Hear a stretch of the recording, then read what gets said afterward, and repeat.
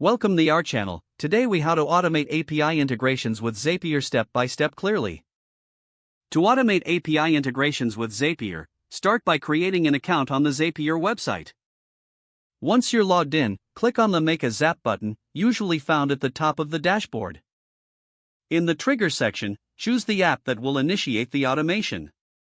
Select a specific trigger event related to your chosen app, then click Continue. Connect your account for the chosen app by following the Once connected, customize any necessary options related to the trigger, then click Continue. Test the trigger to ensure that Zapier can pull in data from your app. After confirming that the trigger is set up correctly, proceed to that action section. Choose the app you want to connect to your trigger.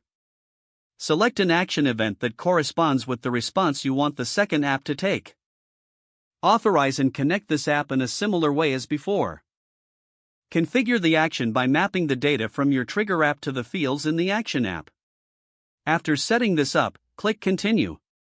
Just like with the trigger, test your app. Once you see a successful test result, you can give your Zap a name for easy identification. Finally, toggle the switch to turn your Zap on, and you're all set. Now, Zapier will automatically handle the API integration as specified in your setup. If the page does not load, refresh the browser or try again in a private or incognito window. Make sure you are using the correct email address, then retype it carefully to avoid small typos. If your password is not accepted, use the reset option and create a new strong password you can remember.